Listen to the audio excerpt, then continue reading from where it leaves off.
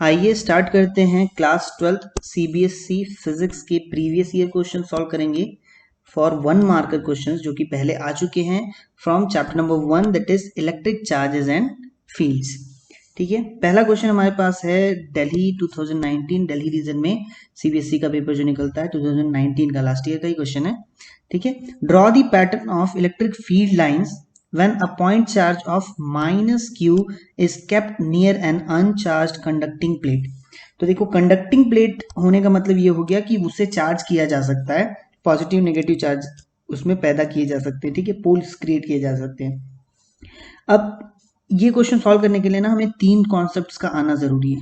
पहला तो ये 3 कॉन्सेप्ट तुम्हें पहले बताता हूँ, फिर उसके बाद हम इसके इलेक्ट्रिक फील्ड लाइंस का पैटर्न ड्रॉ करेंगे।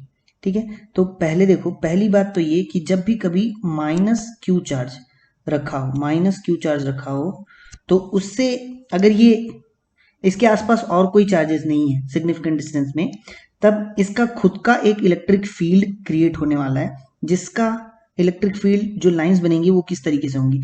माइनस चार्ज में इलेक्ट्रिक फील्ड लाइंस हमेशा एंटर करती हैं। क्या करती हैं? एंटर करती हैं इस तरीके से। तो इलेक्ट्रिक फील्ड लाइंस कुछ इस तरीके से बनेंगी माइनस क्यू चार्ज के लिए। वहीं अगर मैं प्लस क्यू चार्ज की बात करूं, प्लस क्यू चार्ज की अगर मैं बात करता हूं, तो प्लस क्यू चार्ज से हमेशा इलेक्ट्रिक फील्ड लाइंस बाहर की ओर निकलते हैं इस तरीके से। ठीक है, अगर आसपास कोई चार्ज नहीं रखा है तो पैटर्न बिल्कुल इस तरीके से बनेगा। तो हमें हमें हमेशा ये याद रखना है कि प्लस क्यू चार्ज से इलेक्ट्रिक फील्ड लाइंस बाहर निकलती हैं और माइनस क्यू चार्ज में इलेक्ट्रिक फील्ड लाइंस एंटर करती हैं। ये बात पता चल गई। अब इसके अलावा एक इंपॉर्टेंट पॉइंट ये है कि अगर कोई कंडक्टिंग प्लेट मेरे पास हो या कोई भी कंडक्टिंग मटेरियल हो और ये अभी न्यूट्रल कंडीशन में है, ठीक है, न्यूट्रल कंडीशन में है, अनचार्ज कंडीशन में है, और अगर मैं इसके पास कोई पॉजिटिव चार्ज मान लो लेकर आता हूं, अगर मैं पॉजिटिव चार्ज इसके करीब लेकर आता हूं, तो वो सरफेस जो कि पॉजिटिव चार्ज के करीब है, उस सरफेस पे नेगेटिव चार्जेस अक्यूमुलेट होने लगेंगे, क्योंकि वो नेगेटिव चार्ज को अट्रैक्ट करेगा, पॉजिटिव चार्ज नेगेटिव चार्ज को अपनी ओर अट्रैक्ट करेगा, तो अपोजिट साइड में पॉजिटिव चार्जेस अक्यूमुलेट हो जाएंगे। तो इस तरीके से ये थोड़ा सा पोलराइज हो जाता है। ठीक है, चार्जेस इसमें इस तरीके के डिस्ट्रीब्यूट होते हैं। अब सवाल यहाँ पे ये है कि कंडक्टिंग प्लेट के पास माइनस क्यू चार्ज अगर लाया गया है तो कैसा पैटर्न बनेगा। ठीक है, यहां तक तो मैंने तुम्हें कॉन्सेप्ट बता दिए, ये 3 कॉन्सेप्ट, पहला कॉन्सेप्ट ये, दूसरा ये, और तीसरा कॉन्सेप्ट ये। अब ये तीनों कॉन्सेप्ट जिसे पता है वो इसका आंसर आसानी से फाइंड आउट कर सकता है। तो देखो, माइनस क्यू चार्ज है जो कि कहाँ रखा हुआ है, एक कंडक्टिंग प्लेट के पास में, कंडक्टिंग प्लेट के पास में रखा हुआ है। ठीक है, तो होगा क्या, माइनस क्यू चार्ज की वजह से इस ओर में पॉजिटिव चार्जेस अक्यूमुलेट हो जाएंगे इस सरफेस पे, करेक्ट ना, और अपोजिट साइड पे नेगेटिव चार्जेस अक्यूमुलेट हो जाएंगे। ठीक है, अब थोड़ा सा कलर मैं चेंज कर लेता हूं यहाँ पे और तुम्हें इसका फील्ड का पैटर्न बताता हूँ। फील्ड का पैटर्न क्या होगा, पॉजिटिव से इलेक्ट्रिक फील्ड निकलती है और नेगेटिव पे एंटर करती है। तो पॉजिटिव से इलेक्ट्रिक फील्ड देखो इस तरीके से निकलेगी, यहाँ पे एंटर करेगी, यहाँ से निकलेगी, यहाँ पे एंटर करेगी, यहाँ पे एंटर करेगी, इस तरीके से। समझ में आती बात? वैसे ही इधर निकल रहे होंगे, इधर निकल रहे होंगे। ठीक है, और ये कुछ इस तरीके से। सॉरी, ये थोड़ी सी गलती हो गई हमसे, यहाँ पे ये सब एंटर कर रहे होंगे। ठीक है, एंटर कर रहे होंगे सारे के सारे, सारे के सारे एंटर कर रहे होंगे, माइनस चार्ज पे एंटर करते हैं। उसी तरीके से अगर मैं back side of this plate के बारे में सोचूं तो यहाँ पे भी चार्जेस, फील्ड लाइंस एंटर कर रही होंगी क्योंकि नेगेटिव चार्ज। समझ में आती बात? तो पैटर्न कुछ इस तरीके से बन जाएगा। यही आपका आंसर है, क्योंकि 1 मार्क का क्वेश्चन है, आप डायरेक्टली ये डायग्राम बना सकते हैं और आपको फुल मार्क्स मिलेंगे। ये तो आपको कॉन्सेप्ट समझाने के लिए मैंने बता दिया। ठीक है, चलिए चलते हैं नेक्स्ट क्वेश्चन पे। Question number 2 here is, draw a pattern of electric field lines due to 2 positive charges placed at a distance of d apart. तो 2 पॉजिटिव चार्जेस हैं, plus Q and then another plus Q. अगर ये d distance पे रखे गए हैं, किसी distance d पर रखे गए हैं, तो अब हमें इसका फील्ड लाइन पैटर्न ड्रॉ करना है। तो फील्ड लाइन पैटर्न ड्रॉ करना है। तो यार देखो पॉजिटिव चार्जेस के लिए हमें पता है कि पॉजिटिव से इलेक्ट्रिक फील्ड लाइंस बाहर निकलती हैं, तो बाहर निकलती है तो इस तरीके से यहाँ पे बाहर निकाल लो, इधर भी बाहर निकाल लो। इधर जो बाहर निकलेगा और यहाँ से भी कुछ बाहर निकलेंगे और यहाँ से भी कुछ बाहर निकलेंगे, लेकिन ये दोनों एक दूसरे को कट नहीं करने चाहिए। कभी भी इलेक्ट्रिक फील्ड लाइन कट नहीं करते हैं, है ना। तो ये क्या होगा कि ये जो निकले हैं वो इस तरीके से बेंड हो जाएंगे, यहाँ से जो निकले हैं वो इस तरीके से बेंड हो जाएंगे। उसी तरीके से कुछ इलेक्ट्रिक फील्ड लाइंस नीचे की ओर बेंड हो जाएंगे इस तरीके से। समझ में आती बात? ये कटने नहीं चाहिए, एक दूसरे को काटने नहीं चाहिए। फील्ड लाइंस कभी भी एक दूसरे को काटेंगे, फील्ड लाइंस कभी भी एक दूसरे को क्या नहीं करेंगे, काटेंगे नहीं, ठीक है। तो इस तरीके का पैटर्न कुछ बन जाएगा। नेक्स्ट क्वेश्चन पे जाते हैं। Question number 3, draw the pattern of electric field lines due to an electric dipole. तो पहली बात तो इसमें इलेक्ट्रिक डाइपोल क्या होता है ये बात पता होनी चाहिए। उसके बाद फिर पॉजिटिव और नेगेटिव चार्जेस पे इलेक्ट्रिक फील्ड लाइंस किस तरीके से होते हैं ये पता होना चाहिए। तो इलेक्ट्रिक डाइपोल, दो डाइपोल मीन्स क्या होता है, डाई मीन्स टू, तो दो पोल्स होने चाहिए। तो इसमें क्या होता है, एक नेगेटिव पोल होता है और एक होता है पॉजिटिव पोल। अब एक नेगेटिव है एक पॉजिटिव है, हमें पता है कि पॉजिटिव क्यू चार्ज से हमेशा इलेक्ट्रिक फील्ड लाइंस बाहर की ओर निकलती हैं और नेगेटिव क्यू चार्ज पे इलेक्ट्रिक फील्ड लाइन एंटर करती हैं, करेक्ट ना। तो अब यहां से हम लोग पैटर्न प्लॉट करते हैं, पैटर्न ड्रॉ करते हैं। नेगेटिव पे एंटर करने वाली, तो नेगेटिव पे एंटर करता हुआ बना दो, नेगेटिव पे एंटर करता हुआ बना दो, नेगेटिव पे एंटर करता हुआ बनाओ इस तरीके से। वैसे ही पॉजिटिव से बाहर निकलता हुआ, पॉजिटिव से बाहर निकलता हुआ, बाहर निकलता हुआ इस तरीके का। तो देखो ये वाली लाइन जो है कि बिल्कुल सीधी इससे ऐड हो जाएगी, ठीक है। कुछ लाइनें ऐसी होंगी जो यहाँ से निकलेंगी और यहाँ पे ऐसे चली जाएंगी, ऐसे निकल के ऐसे चली जाएंगी। कुछ लाइनें ऊपर की ओर, क्योंकि ये फैली हुई होंगी और ये पैटर्न कुछ इस तरीके से बन जाएगा। तो अगर आप ये देखो तो आपको कुछ मैग्नेट जैसा कुछ याद आता होगा, बिल्कुल मैग्नेट जैसा ही है ये।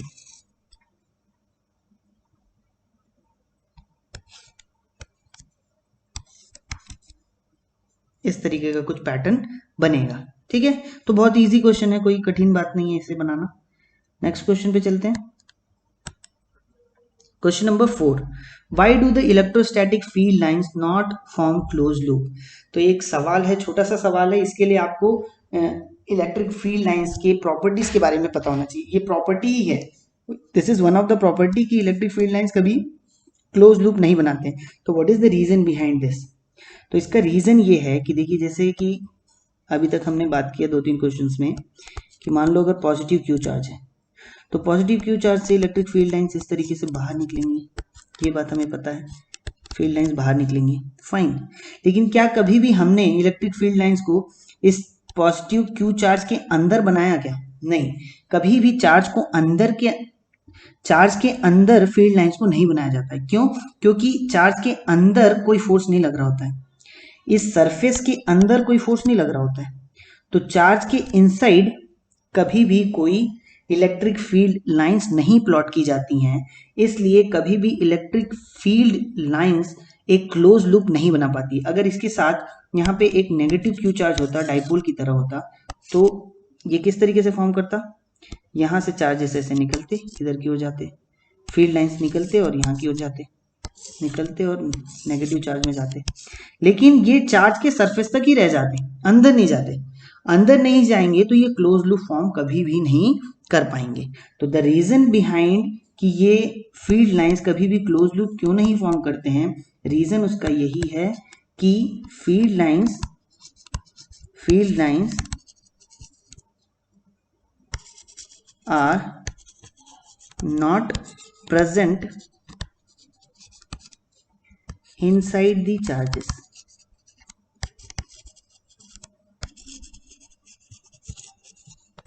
क्योंकि वो चार्ज के अंदर प्रेजेंट नहीं होते हैं, इसलिए वो कभी भी क्लोज लूप फॉर्म नहीं करते हैं। समझ में आ गई बात? ये इसका रीजन है। तो आप इस तरीके से बता सकते हो, डायग्राम भी चाहो तो बना सकते हो। इसको कंप्लीट करना है तो ऐसे कर लेना, ठीक है। चलो क्वेश्चन नंबर 5 में चलते हैं।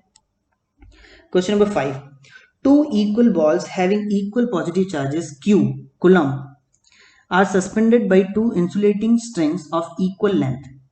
What would be the effect on the force when a plastic sheet is inserted between the two? तो देखो सवाल कुछ इस तरीके से है, मैं तुम्हें डायग्रामेटिकली बता दूं कि ये कोई वॉल है, सीलिंग है मान लो, और यहाँ स्ट्रिंग पे चार्ज हैंग कर रहा है, एक दूसरा चार्ज अनदर दूसरी स्ट्रिंग पे हैंग कर रहा है, दोनों ही चार्ज क्यू चार्ज हैं, क्यू कूलम ऑफ चार्जेस हैं।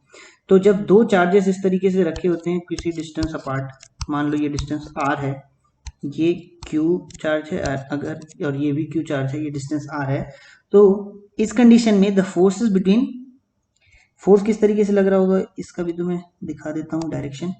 फोर्स यहाँ पे इलेक्ट्रोस्टैटिक फोर्स इस तरीके से लगेगा, करेक्ट और नॉट, ये Fe इलेक्ट्रोस्टैटिक फोर्स लगेगा, और यही Fe जो फोर्स है this is going to be equals to 1/4 pi epsilon Q by R square.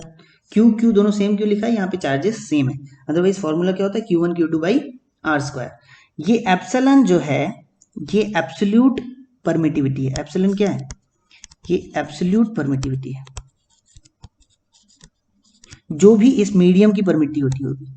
अगर ये पानी में रखा हुआ है तो पानी की परमिटिविटी, अगर ये एयर में रखा हुआ है तो एयर की परमिटिविटी, अगर ये वैक्यूम में है, अगर ये वैक्यूम में होता तो एप्सिलॉन नॉट लिखा जाता है, इसे कहा जाता है permittivity in vacuum, permittivity in vacuum. और वैसे ही एक और क्वांटिटी होती है एप्सिलॉन आर, जिसे कहा जाता है relative permittivity, relative permittivity, and this formula for relative permittivity is permittivity divided by permittivity in vacuum। relative permittivity को ही एक और नाम दिया जाता है that is K। K क्या होता है भाई, K क्या होता है भाई बताओ, किसी को पता है?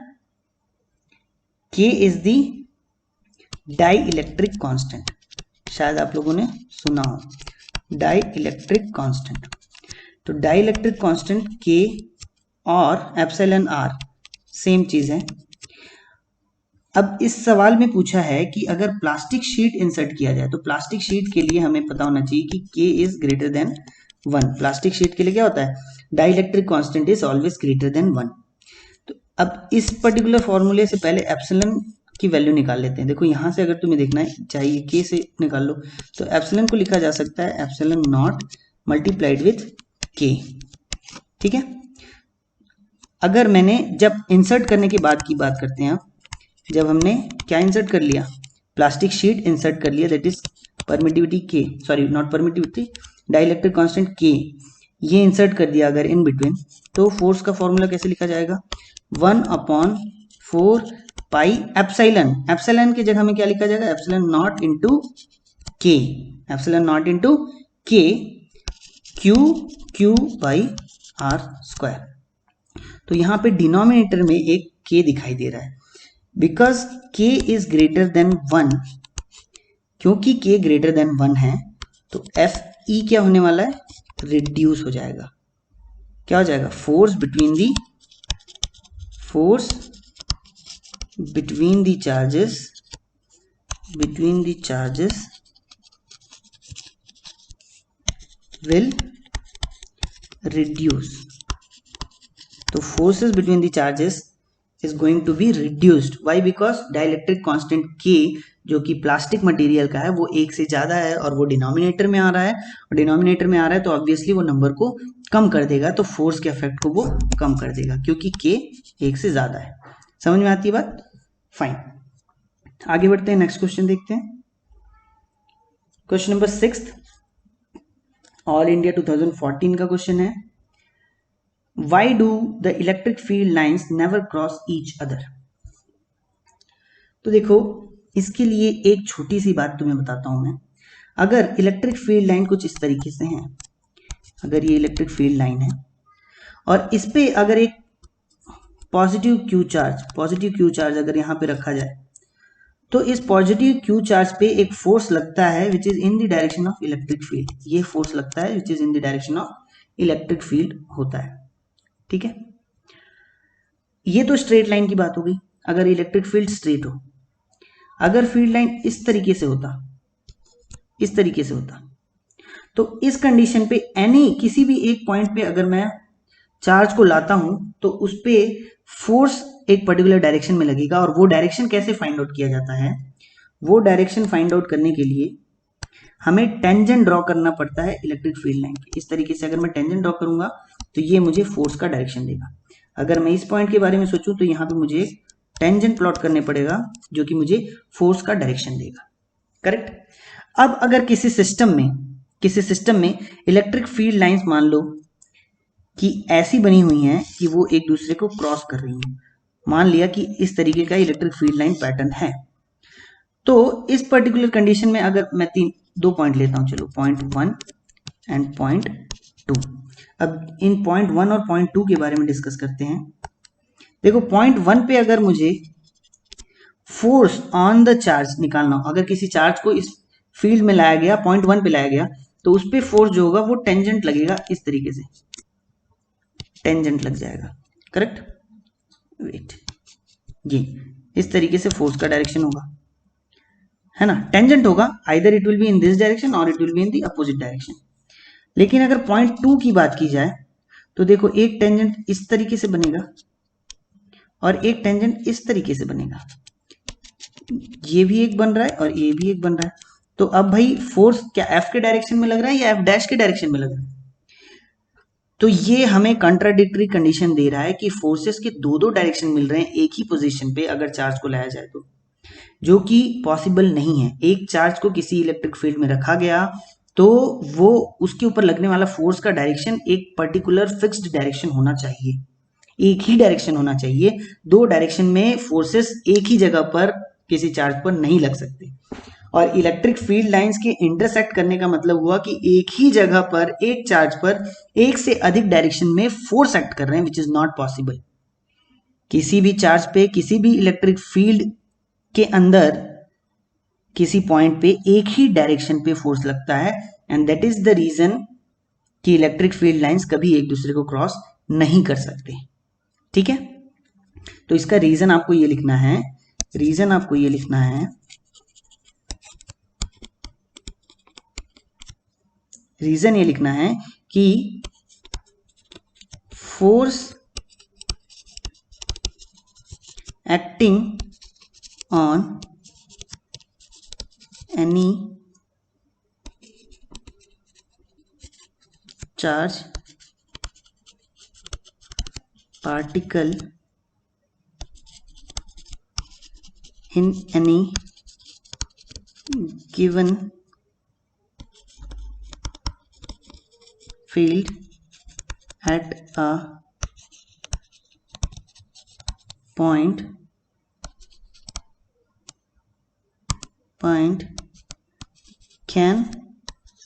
can only be in one direction। एक ही डायरेक्शन पे फोर्स लग सकता है। समझ में आ रही बात? Force acting on any charge particle in any given field at a point can only be in one direction. अगर ये लाइंस इंटरसेक्ट कर रहे हैं दैट मीन्स वो दो डायरेक्शन को रिप्रेजेंट करते हैं, विच इज नॉट पॉसिबल। समझ में आती बात? क्वेश्चन नंबर 6 हो गया। 7th में चलते हैं। Why must electrostatic field at the surface of a charged conductor be perpendicular to every point on it? देखिए, ये अगर आपने फील्ड की प्रॉपर्टीज पढ़ा है तो प्रॉपर्टीज में एक बात हम पढ़ते हैं कि जो भी फील्ड लाइंस चाहे एंटर कर रही हूं या निकल रही हूं, एट द सरफेस वो हमेशा 90 डिग्री फॉर्म करती है। एट द सरफेस क्या होती है? 90 डिग्री बनाती है। ठीक है, तो इसके पीछे क्या कारण है? तो देखो, इसका सिंपल सा एक लाइन का आंसर है कि all the charge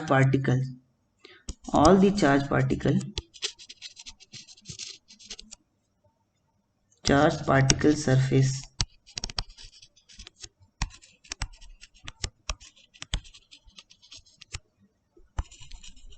are equipotential. क्या होते हैं? Equipotential. चार्ज पार्टिकल के सरफेस जो हैं, जैसे कि ये सरफेस, ये इसमें पोटेंशियल हमेशा कांस्टेंट होता है इस टोटल सरफेस में। मीन्स यहाँ से लेकर ये टोटल सर्कल में, एक्चुअली ये स्फीयर होगा 3D में आप सोचो तो ये टोटल स्फीयर का जो सरफेस है इसका पोटेंशियल सेम होता है, एक ही पोटेंशियल होता है। दैट मीन्स कि सेम पोटेंशियल होने का मतलब ये हो गया कि कोई भी चार्ज अगर सरफेस पे लाके रखा जाए तो वो उस जगह पर फिक्स्ड हो जाएगा, वो दूसरी जगह नहीं जाएगा, उस पर कोई फोर्स एक्ट नहीं कर रहा होगा। समझ में आती बात? तो इक्विपोटेंशियल सरफेस होने की वजह से हमें ये बात पता चल गई कि सरफेस पे कोई फोर्स नहीं लग रहा होगा अलोंग दी टेंजेंशियल डायरेक्शन। थोड़ा सा समझने लायक बात है। देखो, अगर इस सरफेस पे कोई चार्ज रखा जाए तो इस चार्ज को फोर्स बस परपेंडिकुलर डायरेक्शन में मिल सकता है।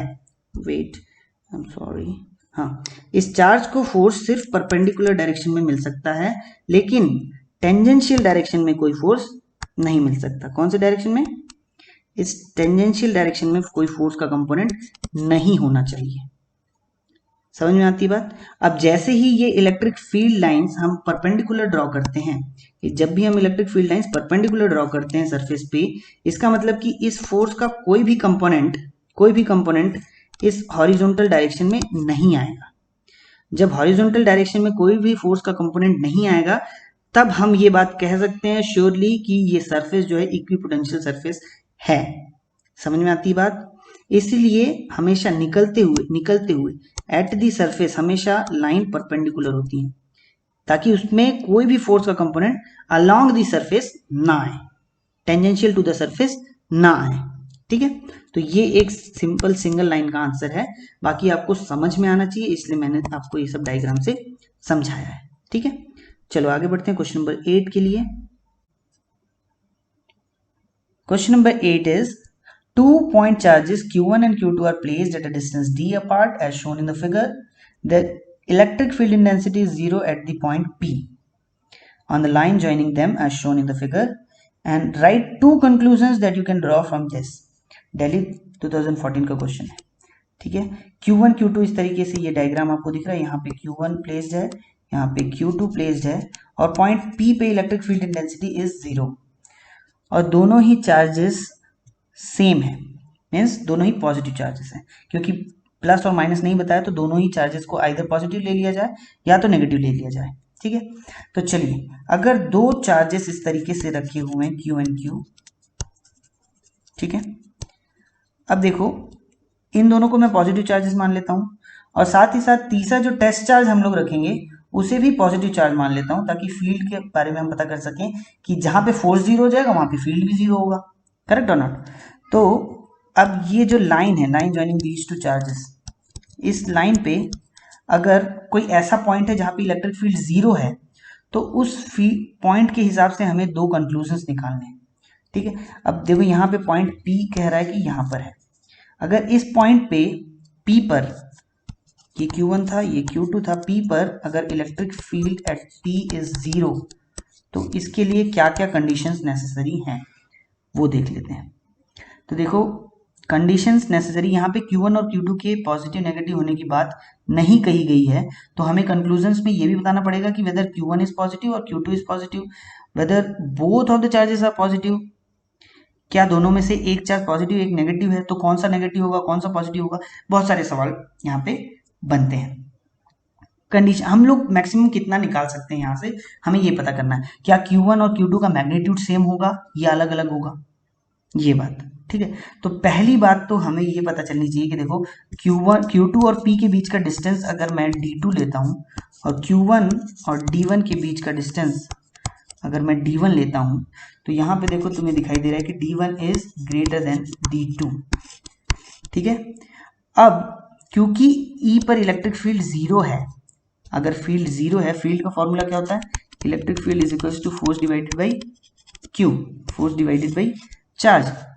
है ना, that means equals to 1/4πε0 q either 1 और 2 डिवाइडेड बाई डिस्टेंस का स्क्वायर। करेक्ट। अगर मैं E1 के बारे में सोचूं तो E1 के बारे में फॉर्मूला लिखा जाएगा, इस टोटल कांस्टेंट को मैंने K लिख लिया, Q1 डिवाइडेड बाई D1 का स्क्वायर। वैसे ही E2 क्या हो जाएगा, K Q2 divided by D2 का स्क्वायर। करेक्ट, करेक्ट है ना।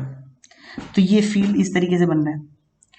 अब Q1 और Q2, अब थोड़ा सा सोचने की बात है कि देखो अगर Q2 अगर बड़ा होगा मैग्नीट्यूड वाइज, अगर Q2 बड़ा होगा मैग्नीट्यूड वाइज तो वो तो बड़ा फोर्स लगाएगा P1 पे, और पास में है तो और भी ज्यादा फोर्स लगेगा। तो इट मीन्स कि ये पॉसिबिलिटी तो बिल्कुल गलत है। होना ये चाहिए कि Q1 को Q2 से बड़ा होना चाहिए, तभी कुछ E1 और E2 के बराबर होने की प्रोबेबिलिटी बन पाएगी।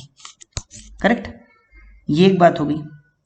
और दूसरी एक बात ये हो गई कि अगर Q2 P पे फोर्स, अगर Q2 P पे फोर्स दैट इज F2 अगर राइट हैंड साइड लगा रहा है तो Q1 को लेफ्ट हैंड साइड पे फोर्स लगाना चाहिए, तभी ये दोनों एक दूसरे को न्यूट्रलाइज करेंगे और फील्ड जो है कि जीरो होगा। अगर फोर्स का डायरेक्शन ये है तो फील्ड का भी डायरेक्शन यही होगा। करेक्ट और नॉट। तो दोनों को अपोजिट चार्ज में भी होना चाहिए। तो यहां से दो कंडीशंस हमारे पास आ रही है, आंसर मैं तुम्हें बताता हूं। पहला पॉइंट ये कि Q1 and Q2 opposite charge के होने चाहिए, अपोजिट चार्ज के होने चाहिए, अपोजिट चार्जेस होने चाहिए। ठीक है। और दूसरी बात ये कि दूसरी बात हमने क्या देखी थी कि Q1 should be greater than Q2 magnitude wise, magnitude Q1 का Q2 से ज्यादा होना चाहिए। ठीक है, तब जाके ऐसा पॉसिबल होगा कि P पॉइंट पे इलेक्ट्रिक फील्ड जीरो होगा। आती बात समझे। तो दो कंक्लूजन्स जो निकले हैं वो ये हैं कि Q1 Q2 अपोजिट चार्जेस के होंगे, Q1 का मैग्नीट्यूड Q2 से ज्यादा होगा। ठीक है, चलिए आगे बढ़ते हैं, नेक्स्ट क्वेश्चन देखते हैं। Define dipole movement of N electric dipole, is it a scalar quantity और अ वेक्टर क्वांटिटी। तो डाइपोल क्या होता है, एक माइनस चार्ज ले लो, एक प्लस चार्ज ले लो, and the distance of separation is 2L। ऐसे कंडीशन पे dipole movement is defined as product of charge and the distance between them, product of charge and distance between them. So charge is q, distance is 2 times of L. So 2QL is the dipole moment, dipole moment। और dipole movement को जब define किया गया तो उसे magnitude wise ये कहा गया, प्लस उसे एक डायरेक्शन दिया गया है जो कि -q से +q के डायरेक्शन में होता है। Dipole movement is from -q to +q in this direction. Center of means the line joining these two charges पे -q से +q की तरफ टेंड करता है। So it is a vector quantity। क्या है ये, it's a vector quantity।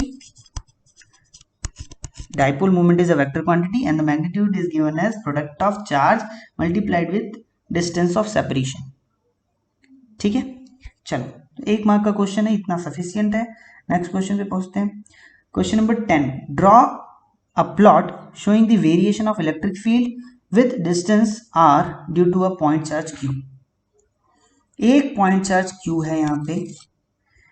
अब मुझे बताना है कि अगर मैं डिस्टेंस d को धीरे धीरे बढ़ाता जाऊं तो इलेक्ट्रिक फील्ड E कैसे वेरी करेगा। तो वेरी करेगा उसके लिए हमें रिलेशन चाहिए। इलेक्ट्रिक फील्ड का रिलेशन होता है force divided by test charge q। Correct ना। तो इसका फॉर्मूला हो जाता है 1/4πε0 q, ये वाला इसको डैश ले लेते हैं, dash q dash divided by distance का स्क्वायर। जैसे इस पॉइंट पे मुझे निकालना है तो r डिस्टेंस ये हो जाएगा। ठीक है, इस तरीके से हो गया। तो यहां पर देखो 1/4πε0 particular thing is constant. 1/4πε0 is constant. Q dash is also constant क्योंकि एक पर्टिकुलर चार्ज के ही बारे में हम बात कर रहे हैं. तो electric field is actually proportional to, inversely proportional to R square, distance के स्क्वायर का इनवर्सली प्रोपोर्शनल है. तो अगर मुझे ग्राफ प्लॉट करना हुआ this is E, this is R. तो देखो जब R की वैल्यू 0 होगी तब तो फील्ड क्या होगा, इनफाइनाइट होगा. R की वैल्यू जब 0 होगी तब तो फील्ड क्या होगा, इनफाइनाइट होगा. तो इनफाइनाइट मतलब कि वहां पे टच तो होगा नहीं, लेकिन R स्क्वायर के साथ वो क्या होता जाएगा, घटता जाएगा. तो स्क्वायर के साथ वो घटता जाएगा, तो रिलेशन कुछ इस तरीके से आने वाला है. ठीक है, ये line is proportional to 1/r². Correct. चलिए आगे बढ़े क्वेश्चन नंबर 11 की तरफ. A proton is placed in a uniform electric field directed along the positive x axis. In which direction will it tend to move. अब देखो इसके लिए एक बात पता होनी चाहिए हमें कि अगर कुछ इस तरीके का इलेक्ट्रिक फील्ड है, पॉजिटिव एक्स डायरेक्शन में आगे की ओर बढ़ रहा है, पैरेलल इलेक्ट्रिक फील्ड है, हॉरिजॉन्टल इलेक्ट्रिक फील्ड है. ठीक है, अगर इस पे कोई पॉजिटिव टेस्ट चार्ज यहाँ पे रखा जाए ना, तो इस पॉजिटिव टेस्ट चार्ज पे फोर्स हमेशा फील्ड के डायरेक्शन पे लगता है. अगर नेगेटिव टेस्ट चार्ज रखा जाए तो फोर्स फील्ड के अपोजिट डायरेक्शन में लगता है. समझ में आ रही बात. अब यहाँ सवाल ये किया गया है कि एक प्रोटॉन को प्लेस किया जा रहा है इस फील्ड में. अगर प्रोटॉन को प्लेस किया जा रहा है तो पॉजिटिव चार्ज को प्लेस किया जा रहा है या नेगेटिव चार्ज को. ऑब्वियसली प्रोटॉन को प्लेस किया जा रहा है, मतलब कि पॉजिटिव चार्ज की बात चल रही है. तो पॉजिटिव चार्ज को प्लेस किया जा रहा है तो उसका डायरेक्शन ऑफ मूवमेंट किधर होगा, in which direction will it tend to move. Electric field is directed along the positive x axis, जो कि यहाँ पे दिख भी रहा है, यही तो पॉजिटिव एक्स एक्सिस डायरेक्शन है मान लो.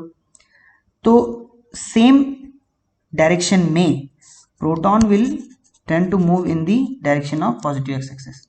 Proton will move in positive X direction, क्योंकि फोर्स पॉजिटिव एक्स डायरेक्शन में लगेगा. ठीक है, next question, question number 12. In which orientation a dipole placed in a uniform electric field is stable equilibrium और unstable equilibrium. तो stable equilibrium and unstable equilibrium के बारे में थोड़ा सा जान लेते हैं. देखो डाइपोल में एक नेगेटिव क्यू होता है, एक क्या होता है, पॉजिटिव क्यू होता है. करेक्ट और नॉट. और हमें पता है कि फील्ड में अगर इलेक्ट्रिक फील्ड है हमारे पास, फील्ड में अगर मैं पॉजिटिव चार्ज को रखूं तो फोर्स फील्ड के डायरेक्शन में लगता है, अगर मैं नेगेटिव चार्ज को रखूं तो force opposite to the field लगता है. अगर किसी डाइपोल को रख दिया जाए, तो डाइपोल को रख दिया जाए तो चलो रखते हैं भाई डाइपोल को. अच्छा, इस तरीके से ये फील्ड है और यहाँ पर एक डाइपोल हम लोग रख लेते हैं पॉजिटिव क्यू, और इस तरीके से यहाँ पे रख दिया नेगेटिव क्यू. ठीक है, तो अब यहाँ पे फोर्स का डायरेक्शन कैसा होगा, थोड़ा सोचो और मुझे बताओ. पॉजिटिव क्यू पे फोर्स लगेगा इस तरीके से, नेगेटिव क्यू पे फोर्स लगेगा इस तरीके से. करेक्ट हो ना, ये एफ और ये एफ. और इन दो फोर्सेस की वजह से एक टॉर्क क्रिएट होने वाला है इस सेंटर के अबाउट. इस सेंटर के अबाउट टॉर्क कुछ इस तरीके से क्लॉकवाइज डायरेक्शन में क्रिएट होगा. करेक्ट हो ना, होगा नहीं होगा, बिल्कुल होगा, बिल्कुल होगा ना. तो ये हमेशा रोटेट करने की कोशिश करेगा, फाइन. लेकिन अगर ये डाइपोल हॉरिजॉन्टल होता या फिर इलेक्ट्रिक फील्ड के पैरेलल होता तब क्या होता. अगर डाइपोल इलेक्ट्रिक फील्ड के पैरेलल होता तो क्या होता, चलो थोड़ा सा देखते हैं. फिर से रेड कलर पे आते हैं और डाइपोल बनाते हैं. ये माइनस क्यू, ये प्लस क्यू, इस तरीके से बना लिया.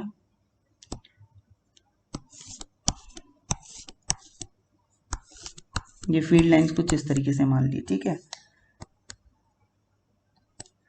अब देखो प्लस क्यू पे फोर्स लगेगा इस तरफ, माइनस क्यू पे फोर्स लगेगा इस तरफ. अब इस पर्टिकुलर कंडीशन में आप ये बताओ कि अगर मैं थोड़ा सा मूवमेंट यहां पर देता हूं, प्लस क्यू चार्ज को थोड़ा सा नीचे की ओर अगर ढकेला जाए तो क्या होने वाला है। जैसे ही थोड़ा सा नीचे की ओर ढकेला जाएगा तो वो अगेन अपने पुराने कंडीशन में आ जाएगा। क्यों? क्योंकि अगर थोड़ा सा नीचे मैंने ढकेला, प्लस क्यू को अगर मैंने यहाँ पे ले आया, प्लस क्यू को यहाँ पे ले आया, तो प्लस क्यू पे इस डायरेक्शन पे ही चार्ज लग रहा है, नेगेटिव क्यू यहाँ पे आ जाएगा, तो ये अगेन इस पे इधर की ओर डायरेक्शन पे चार्ज लग रहा है, मतलब ये वाला कंडीशन है, अगर ये दूसरा वाला, तो यहाँ पे मुझे बताओ कि डायरेक्शन ऑफ मूवमेंट जो प्रोड्यूस हो रहा है, टॉर्क जो प्रोड्यूस हो रहा है, वो किस डायरेक्शन में प्रोड्यूस हो रहा है। देखो ये एंटी क्लॉकवाइज डायरेक्शन में मूव कराना चाहता है, ये भी अगेन एंटी क्लॉकवाइज डायरेक्शन में मूव कराना चाहता है, तो अगेन वो पुराने कंडीशन में लेकर आ जाएगा डाइपोल को पुराने कंडीशन में लेकर आ जाएगा। दैट मीन्स कि ये स्टेबल है।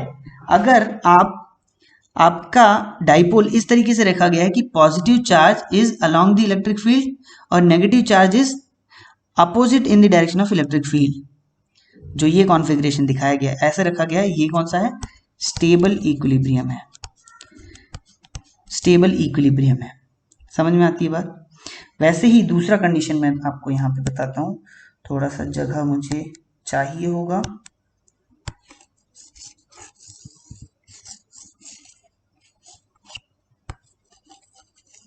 ताकि मैं अच्छे से आपको बता पाऊँ, है ना। चलो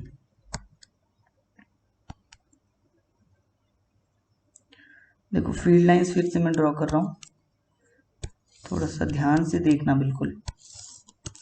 अभी हम अनस्टेबल इक्विलिब्रियम बनाएंगे। देखो यहाँ पे मैंने ले लिया पॉजिटिव क्यू चार्ज, यहाँ पे मैंने ले लिया नेगेटिव क्यू चार्ज, ठीक है, ये इस तरीके से डाइपोल अभी है। अब इस कंडीशन से नेक्स्ट कंडीशन पे ले जाते हैं, ये ठीक है। अगर मैंने मान लिया कि इसे मैं थोड़ा सा इधर की ओर मूव करता हूँ और माइनस क्यू चार्ज मैं यहाँ ले आया और पॉजिटिव क्यू चार्ज को थोड़ा सा यहाँ पे लेके चला गया, मतलब कि ये अगर कंडीशन है, इनिशियल कंडीशन ये रेड वाली है, और अगर मैंने कोशिश की कि इस पर्टिकुलर पोजीशन पर लेके चला जाऊं, तब क्या होने वाला है, तो देखो इस पर्टिकुलर कंडीशन पे यहाँ पे फोर्स कैसा लग रहा था, इस ओर पे लग रहा था, और यहाँ पे वो फोर्स इस ओर लग रहा था, करेक्ट। अब यहाँ पर इस पर्टिकुलर कंडीशन में देखो फोर्स कैसा है, इधर ही है, और ये वाला फोर्स कैसा है, इधर है। तो सेंटर से अगर तुम मूवमेंट के बारे में सोचो, मूवमेंट फिर से तुम्हें अच्छे से दिखा देते हैं हम। ये देखो ये फोर्स जो है इसे क्लॉकवाइज घुमाना चाहता है, ये भी फोर्स इसे क्लॉकवाइज घुमाना चाहता है। तो क्या ये इसके प्रीवियस कंडीशन में इसे ले जाना चाहता है, क्योंकि ये ये तो क्लॉकवाइज है ना, क्लॉकवाइज डायरेक्शन पे जब घुमाना चाह रहा है फोर्स, एक टॉर्क क्रिएट कर रहा है जो कि क्लॉकवाइज डायरेक्शन में घुमाना चाह रहा है, तो क्या ये अपने प्रीवियस कंडीशन में जा पाता, क्या नहीं जा पाएगा ना। प्रीवियस कंडीशन में जाने के लिए, दैट इज रेड वाले कंडीशन में जाने के लिए तो एंटी क्लॉकवाइज मूवमेंट चाहिए था, जो कि इस केस में मिल रहा था। जब हमने क्लॉकवाइज इसे टिल्ट किया तो जो फोर्स जनरेट हुआ वो एंटी क्लॉकवाइज जनरेट हुआ, इसलिए वो स्टेबल कंडीशन कहा गया। जब हमने एंटी क्लॉकवाइज, इस केस में एंटी क्लॉकवाइज जब हमने क्लॉकवाइज हमने मूवमेंट दिया और क्लॉकवाइज ही फोर्स जनरेट हो रहा है, दैट मीन्स कि वो अपने पुराने पोजीशन को रीगेन नहीं कर रहा है, तो इसे कहा जाएगा अनस्टेबल इक्विलिब्रियम,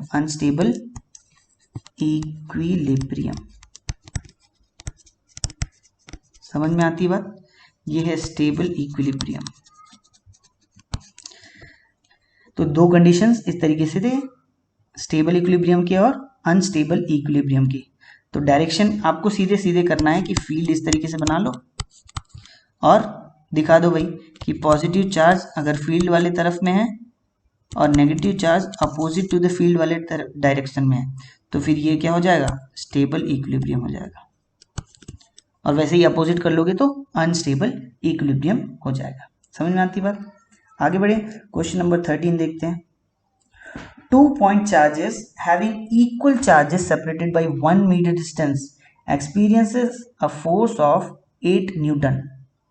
देखो 2 पॉइंट चार्ज हैं, हम ले लेते हैं Q1 Q2 दो चार्जेस हैं इस पे फोर्स कितना लग रहा है, फोर्स आ रहा है, फोर्स होता है 1/4 पाई, यहाँ लिख लेता हूँ 4 pi epsilon naught Q1 Q2 by R square. ये फोर्स की वैल्यू दिया हुआ है 8 न्यूटन। ठीक है, 2 point charges having equal charges separated by 1 metre of distance, what will be the force experienced by them if they are held in water at the same distance। अब देखिए पहले condition में हमें मीडियम के बारे में नहीं कहा गया, तो हम इसे वैक्यूम या फिर हिंदी में कह लो तो निर्वात में मान लेंगे, और ये फॉर्मूला लगा लिया हमने, ये F हो गया। F डैश के बारे में सोचो, जब हम पानी में लेकर चले गए, तो पानी में जैसे ही लेकर चले गए, अब ये 4 पाई एप्सिलॉन नॉट से क्या हो जाएगा, epsilon naught multiplied with K, dielectric constant का मल्टीप्लिकेशन होगा, then Q1 Q2 by R square होगा। ठीक है, अब यहाँ पे डाइलेक्ट्रिक कांस्टेंट सिर्फ यहाँ पे वैल्यू पुट कर देते हैं। डाइलेक्ट्रिक कांस्टेंट की वैल्यू क्या दी हुई है, 80 दी हुई है, that means 1/80 multiplied with 1/4 pi epsilon naught Q1 Q2 by R square. तो देखो ये 1/4 pi epsilon naught Q1 Q2 by R square की वैल्यू कितनी थी, 8 न्यूटन थी। तो यहाँ पे आ जाओ 1/80 मल्टीप्लाइड विथ, इस टोटल जगह पे हम लिख सकते हैं 8 न्यूटन। तो जैसे ही सॉल्व करोगे it is 1/10 times of Newton. Either ये लिख लो चाहे 0.1 न्यूटन लिख लो, दैट इज द आंसर। ठीक है, बहुत ही आसान क्वेश्चन था, कोई दिक्कत की बात नहीं है इसमें। नेक्स्ट क्वेश्चन में चलते हैं। Question number 14, a metallic sphere is placed in a uniform electric field as shown in the figure, which path is followed by electric field lines and why। तो इनमें से कौन सा इलेक्ट्रिक फील्ड लाइन सही होने वाला है और क्यों सही होने वाला है, ये बात बतानी है। इलेक्ट्रिक फील्ड लाइंस की प्रॉपर्टी क्या होती है, प्रॉपर्टीज के बारे में अगर आप सोचो तो पहली बात तो इलेक्ट्रिक फील्ड लाइंस चार्ज के अंदर नहीं होते हैं, चार्जेस के इनसाइड नहीं होते हैं अवेलेबल। दैट मीन्स CBA ये तीनों ही रॉन्ग है, तो आंसर डी, ये तो सीधे सीधे पता चल गया। ठीक है, यहाँ सीधे सीधे पता चल गया। इसके अलावा एक और पॉइंट है जो कि तुम्हें जाननी चाहिए कि हमेशा फील्ड लाइंस चार्ज के सरफेस पे परपेंडिकुलर होती हैं, परपेंडिकुलर टू चार्ज सरफेस,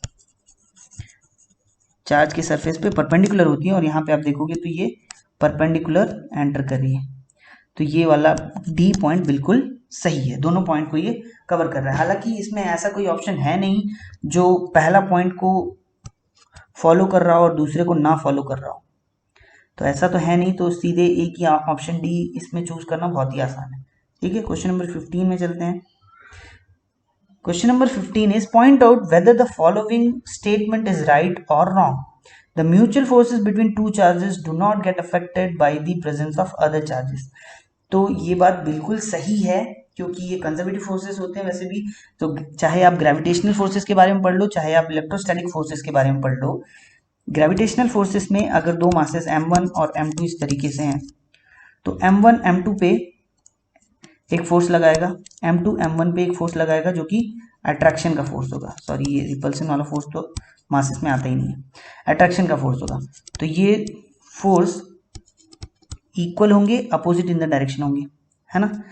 अब अगर m3 कोई चार्ज यहाँ पे रख दिया जाए, तो m1 की वजह से m3 पे लगने वाला फोर्स या m1 की वजह से m2 पे लगने वाला फोर्स तीसरे मास के प्रेजेंस से अफेक्ट नहीं होता है। दैट मीन्स कि ये वाला फोर्स m3 के आने पर भी सेम रहेगा। क्या रहेगा, सेम रहेगा, चेंज नहीं होगा।